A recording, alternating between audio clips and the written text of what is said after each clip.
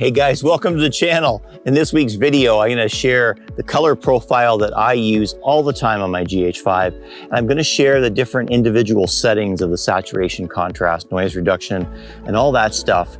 And just let you know what I use. Now, these are pretty aggressive settings. You might not find them in a lot of other suggestions, but I've found through trial and error over a few years that this is what works best for me in my kind of filmmaking.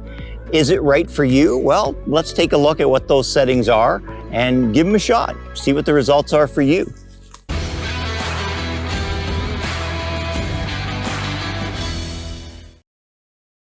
Here's a few clips that I think best illustrate what I'm trying to do. I want my footage right out of the camera to look more cinematic and less digital. Here's some raw footage that emphasizes that with the settings that I use.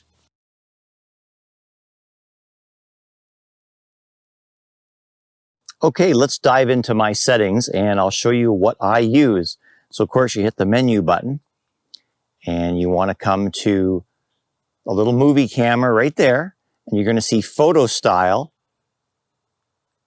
So we want to come down to photo style, click on that, and you can see at the top here we've got the natural color profile. Now if you want to change that, you can go through it and change it.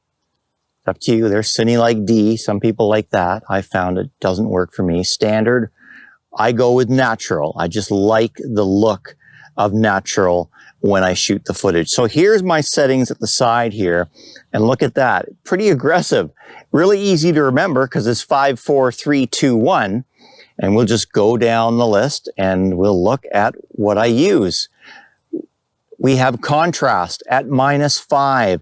I like to have my contrast set really, really low because I like to have full control over doing contrast in my editing program, which is DaVinci. Let's go down here to sharpness. I like my sharpness turned way down. You've all heard that the GH5 can sometimes sort of over sharpen things. So I prefer again to have mine just really turn down as low as I can go, or -4, which is a lot. Some people just go -2. I go -4. And again, I can do what I want with the sharpness in post. Noise reduction, -3 I've got it set at. That's a common setting for a lot of people, I find. I just find that works really well for me. And then we've got saturation down to -2.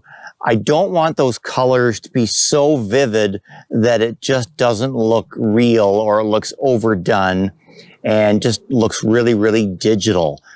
And then hue, I've got -1. Now here's the thing I've talked about with hue before. If you shoot in the forest, you're going to find that the green cast of the leaves, especially when light is hitting it, tends to put that green cast on your footage. So I find just going to -1 helps to counter that a bit, and then you can correct it in post. This may not be a factor as much in the winter, but definitely spring, summer, and fall. I find that -1 really helps. So what's the overall takeaway from these settings? Why do I do 5, 4, 3, 2, 1?